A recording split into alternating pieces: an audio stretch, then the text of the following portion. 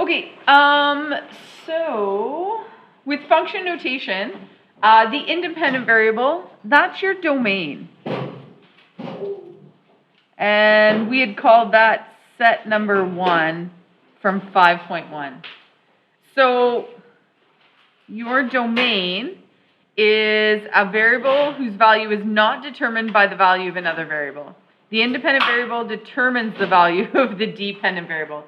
Kind of controlling, kind of weird, but let's talk about this. Money made versus hours worked. So, money made versus hours worked. Which one, that's not great. Let me use green. Which one is the independent variable? Which one controls the other one? Which hours worked? Because we need to know what our hours worked are in order to figure out how much money, and that is not how you spell made. Jeez Louise, let me fix that. Jeez, I hope you didn't copy that down. So the hours worked would be my independent, because I need to figure out how many hours I worked to figure out how much money I have made.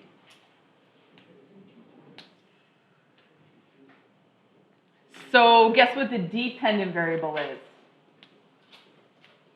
Rat. Money made? Sure, money made. That's our dependent variable. The money that we make depends on how many hours that we worked. So our dependent variable is the range. And we called that set 2 when we were doing 5.1. Okay, the green's a little bit better. All right. So now we're going to link all this to like graphs and table of values and things like that, more number stuff. So we're going to go ahead and we're going to attach this to a graph. So the dependent variable, which is our range, usually goes on the y-axis. Now, do you guys remember your x and y axis?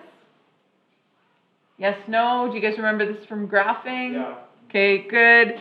And your independent variable is your domain, and that one goes on your x-axis.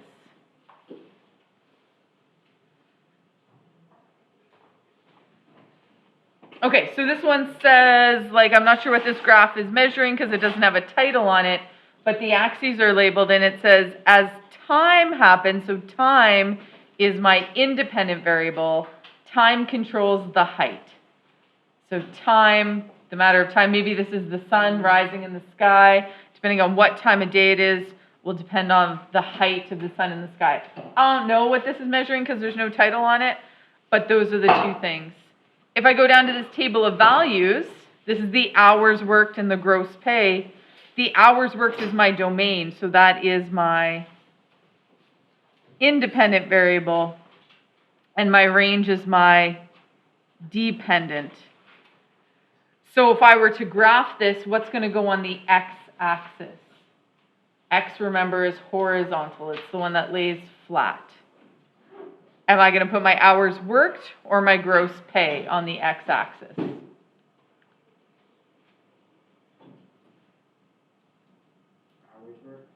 Hours worked goes on the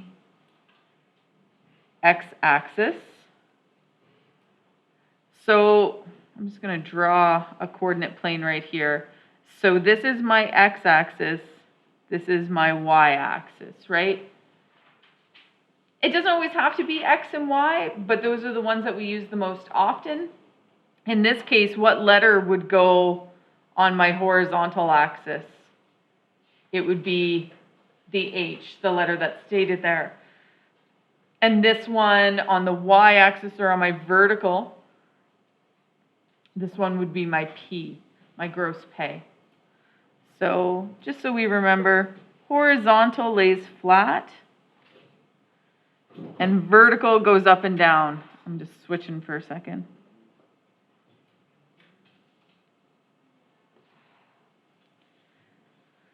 So that's stuff from grade 9 that I'm hoping that you remember, but we still struggle to get that right in some of our other classes as well. Sometimes my grade 12s have problems with it, my grade 11s have problems with it as well. Are you guys good if I flip the page? All right. Ooh, okay, so this is yesterday's.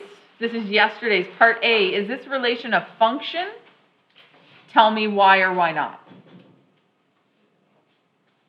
Yes. Why, Rahat? Because as you can see here, in the domain we have no repetition. Okay, so which one's the domain? The domain would be the number of marbles. Yep. Because it depends how much mass of the marble. Okay, so this one is my domain. And so this one must be my range. Okay, so we're going to say yes. It is a function. Ooh, sorry, you can't see that. Yes, it is a function because the domain does not, and that's the, does not repeat.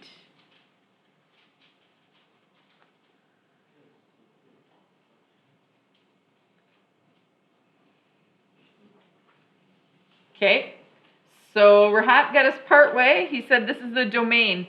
So is that my independent or my dependent?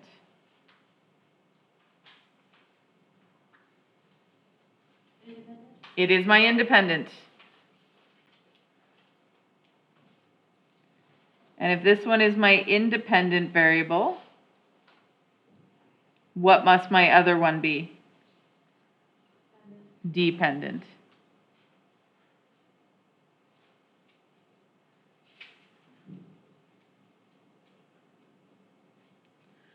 Oof, things are just running into each other. Okay, so we're going to justify our choices.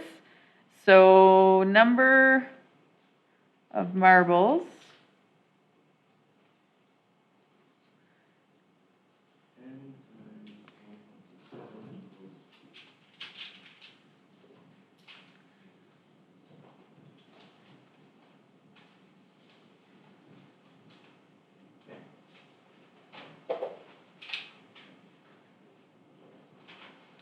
Okay, the number of marbles is the independent variable.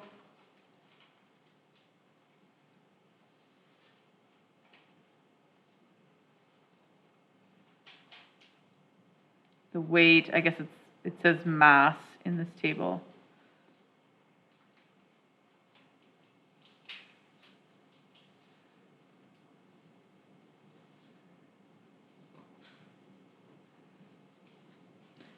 So the independent variable, because the weight or mass depends on how many marbles we have.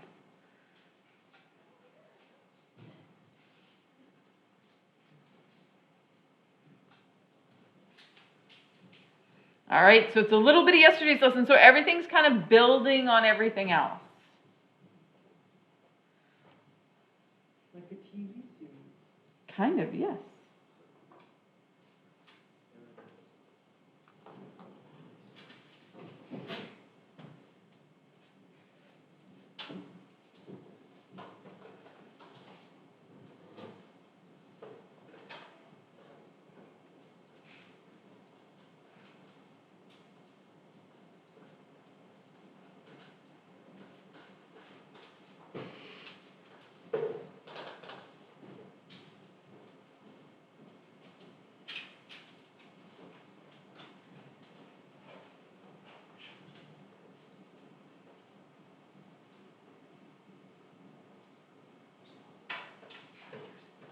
Okay.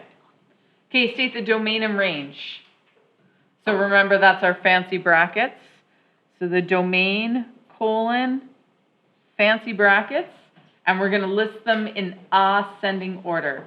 Luckily, they're already that way. So 1, 2, 3, 4, 5, 6, And then we're going to move on to the range. And again, R with the colon, and then fancy brackets.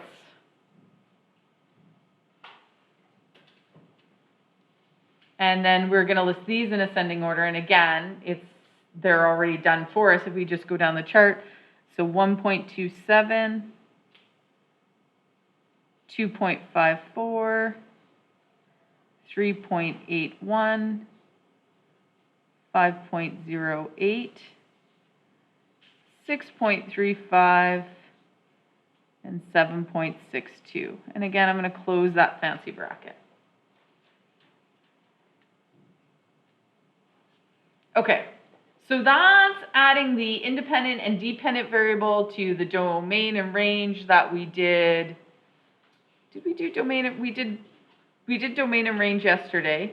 Independent and dependent variables are new language to us today. Domain and range is what we did. We did all that yesterday. Okay, so now we're going to talk about function notation. So we all agreed that this was a function because the domain values, there was no repetition in there, right? Everybody agree with that? Because that's really important. So in order to show the world that an equation, a relationship is a function, we put it in function notation. So this is an equation right here, okay? This just tells us that it's a relation.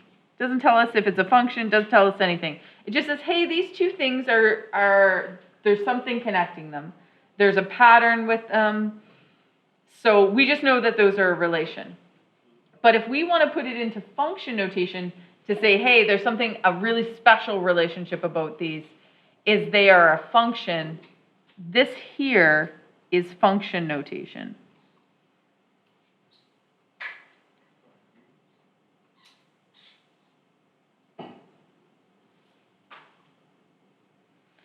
And so what this says is V is a function of Q. So V is a function of Q. So this is writing it as a relation. This is writing it in function notation form. We're going to use function notation form a lot, especially if you go into pre-cal. We use that all the time in 11 and 12 pre-cal. And you need to be able to go back and forth between the relation and function notation. And then we're going to do all kinds of crazy stuff with it when we get like grade 12, we're doing inverse functions and stuff like that. So it does kind of come together. So what this means is that V is our dependent and Q is our independent. So V depends on Q. So this is going to kind of mess with you a little bit because in algebra, we always try to solve for the unknown variable. Yeah? Where do you get the Q from? Where is Q in our relationship? It's right there. Oh. Right? So the formula was V equals 0.25 times Q. That's the relationship. If I want to tell you that it's a function without ever you graphing it or doing a table of values or anything, I'm going to tell you it's a function by putting it into this notation. And that way you don't have to graph it, you don't have to look at the domain. You know right away if I've given this to you that this is a function. Okie dokie, everybody? Okay. All right, so we're going to do some stuff with the function notation. So looking at the left-hand side, what got replaced? So looking at this left-hand side, what got replaced? The Q. What did it get replaced with? Got replaced with the 8. You guys would agree with me there, right? The Q got replaced with the 8. So what we're going to do in the formula is we're going to replace the Q with the 8. Everybody good with that?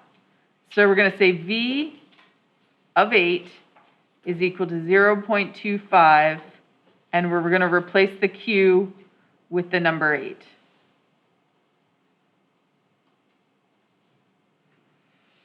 And that is 2. Do you guys believe me?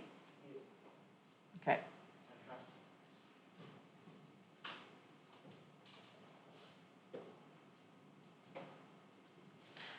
Okay, so I'm asking you to stop at this line. So what that means is when Q equals 8, then V equals 2. So that's what that means. I want you to stop there. You're not solving for the letter V. You're not dividing it out again or anything like that, because that undoes it. In function notation, it says when Q, the D independent variable, is 8, V is equal to 2. So it's a little bit, like we still solve it like algebra, but it's a little bit different. So this means that when Q is equal to 8, then V is equal to 2. So when the independent is 8, the dependent has a value of 2. And this will take some practice because a lot of people try to solve for the V and then you get the wrong answer. Okay, so here we go. Pop quiz. Can you answer this? I want you all to think about it. I want you to all circle what you think is the right answer. Circle it in pencil just in case you're not right. Only the first question? It's a multiple choice, my dear. No, like, do you do the whole page or only the first? Just only the pop quiz part of it. Okay. Okay. So just take a minute, think about it, write it down.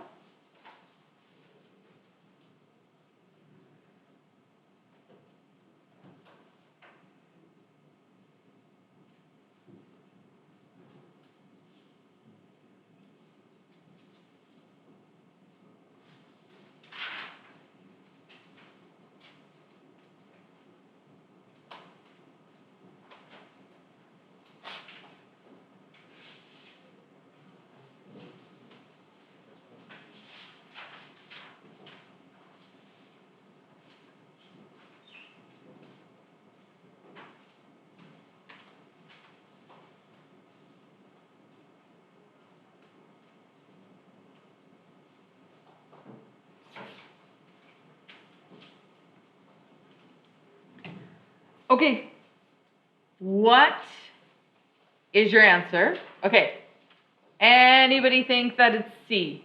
Does anybody think it's C? Does that follow function notation? You are absolutely correct because C is wrong. C is definitely wrong. So why is it wrong? It doesn't have any brackets in it. If it doesn't have brackets around it, this is in function notation, that's in function notation, but C is not in function notation. So that one's gone. So we're left with A and B. So which one's correct? B. B. Okay, everybody in favor of B.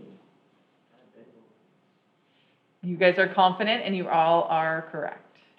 It is B because this variable ends up inside your function notation.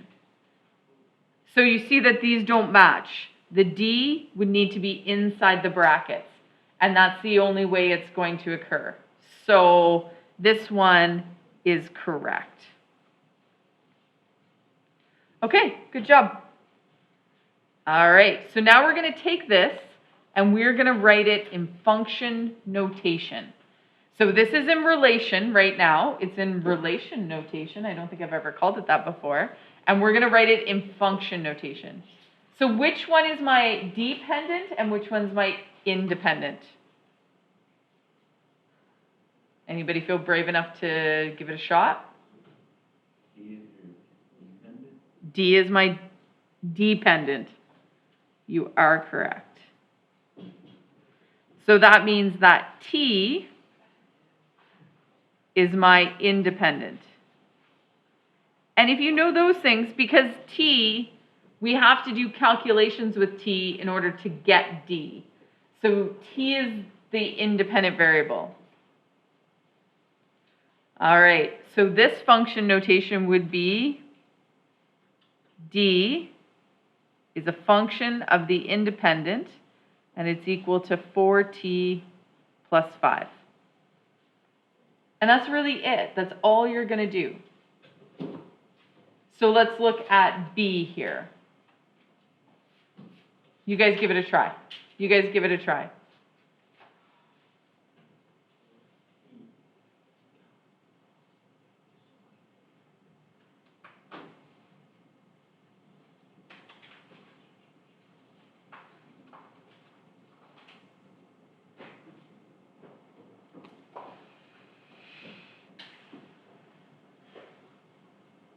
Does that help you to label the independent and dependent before you get started? So the one that you're doing inside the calculations is always going to be, the one you're doing the math with is always going to be your independent. So we're going to have C of n is equal to 300 plus 25n.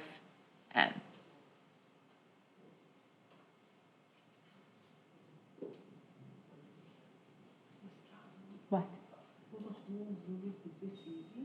No, no, don't worry. It will get harder. But let's enjoy this while we have this moment now, right? Let's just enjoy this. Okay, last one. Which one's my independent? X is my independent, because I got to do math with the x, right?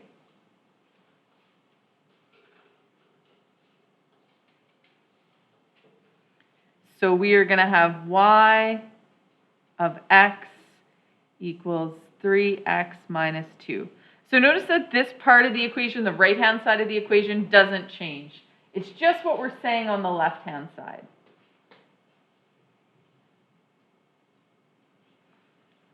Okay, so now we're going to do it backwards. Now I've given them to you as function notation, and I want you to write them as a relation. So which one's my independent variable? N. So that would mean P is my dependent variable. So really what you're doing here is you're just dropping that. So it's going to be P equals 3n plus 6. So what's the next one going to be? 400, C equals 400D minus 34. Mm-hmm. And in function notation, the first one is always going to be the dependent, and the one inside the brackets is your independent. So if it's given this to you, you know that your G is your dependent, and the thing inside the brackets is your independent. So this is just going to be G equals negative 2x plus 7. Seems super simple.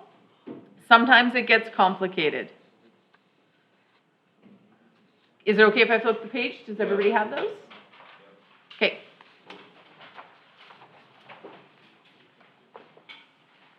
Okay, so now we're going to do some work with some equations. And is this one in function notation or relation notation? Relation. It is in relation notation. And I know that because there's nothing in brackets with the dependent variable.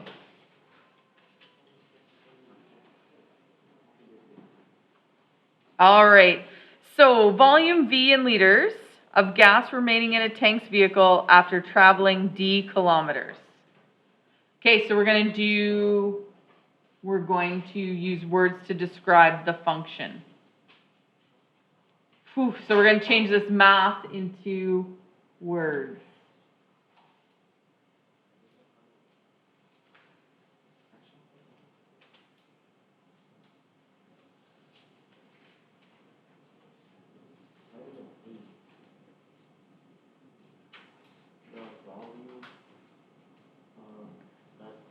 The volume, I guess I should say the volume of the gas in the tank, but we'll go with the volume of the tank just because I've written that down. Depends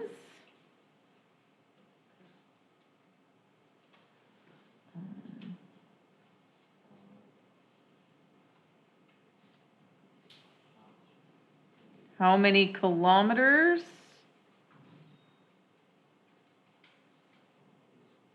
have been driven.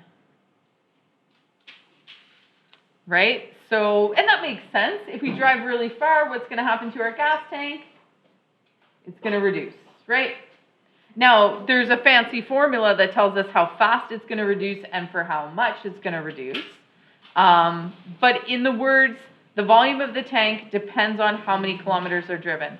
So right away, volume is my dependent because it relies on the kilometers driven are my independent.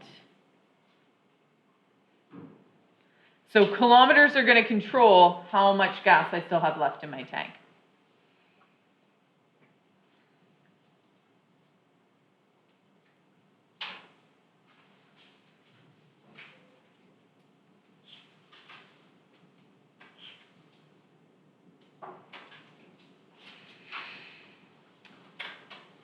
All right, write the equation in function notation.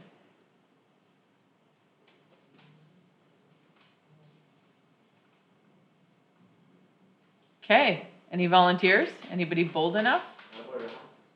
Sure, Steve? D. Yep. D in brackets D in brackets. equals negative 0.8 D. You missed a 0, but I'm with you. Oh, 0.08. Yeah. D plus 50. Perfect.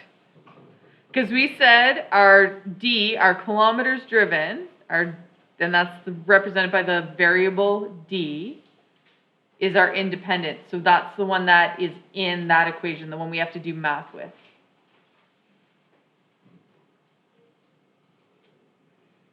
All right, so now we're going to do some actual math with it. So what got replaced here? The D. So V of 600 is equal to negative 0.08 times 600 plus 50. So after traveling 600 kilometers, how much gas is left in the tank? So V of 600. And notice that if it's an equation, every line should have an equal sign in it. That's something that we need to get good at practicing. So order of operation tells me I'm going to do this first. So that's going to give me negative 48 and then plus 50. So V of 600 is equal to 2. To what? Liters. To elephants, to gallons, and in this case, it's liters. It says that in the question. And so units of measure are really important here, folks. I will deduct you marks if you don't put in your units of measure. So what this means is that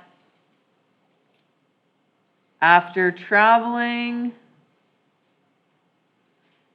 600 kilometers, there is 2 liters of gas left in the tank. You don't, I'm never going to ask you to write that sentence out, but it's really important you know what this math is telling you. You've got to be able to think it out.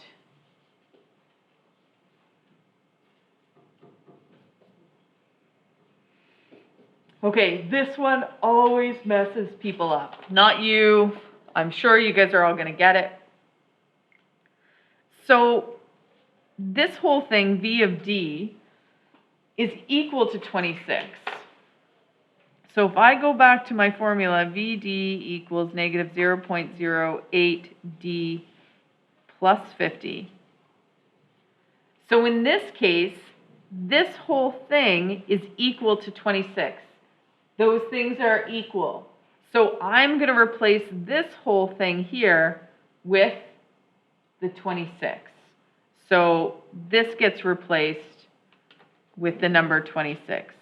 Because VD is equal to 26. So what we're saying is those two things are the same thing. They're equivalent. That's what the equal sign means.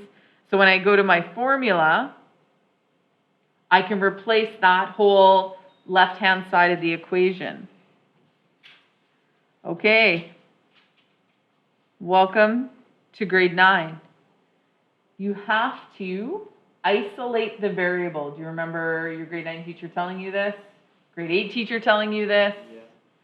So isolating the variable just means we want to get the letter D by itself. So we got to get all the things around it removed first. So anytime we're doing this, remember order of operations is BEDMAS. Ooh, too bad I couldn't spell BEDMAS. And so we start with brackets and we go down the order of operations, right? We do the brackets and the exponents and the division, multiplication, adding and subtracting. When we're isolating the variable, we go up.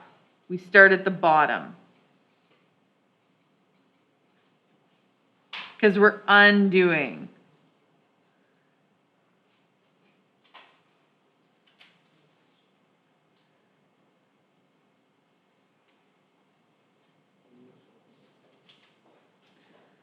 Okay, so when we're undoing, so what are we going to start with?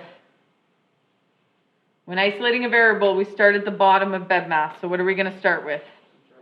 The add subtract thing here. I want to get rid of this 50. How do I undo add 50? What's the opposite to adding?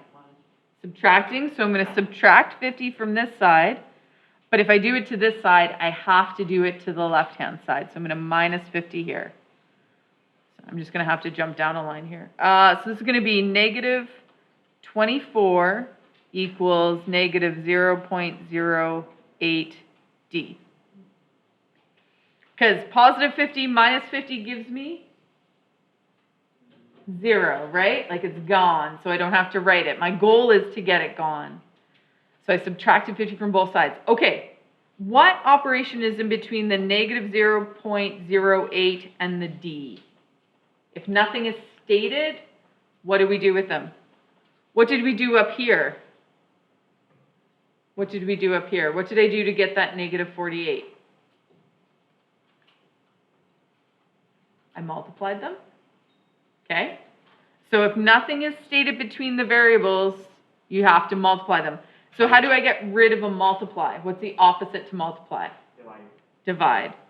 So this in here, right in here, that's a multiply. And so the opposite to multiply, if I want to get rid of it, is to divide it. So negative 0.08.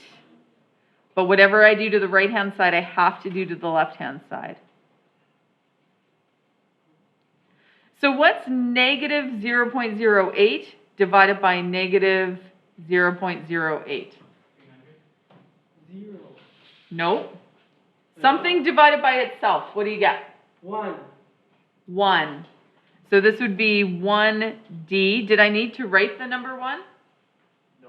No, I didn't need to write that coefficient. So now I'm going to take negative 24 divided by negative 0.08.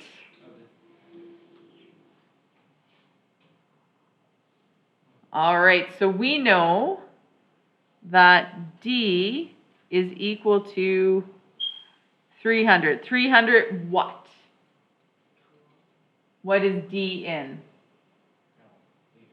Nope, volume was in liters. The V was in liters. What's D in? Kilometers. So if there's 26 liters left in the tank, that means we've traveled 300 kilometers on that tank of gas.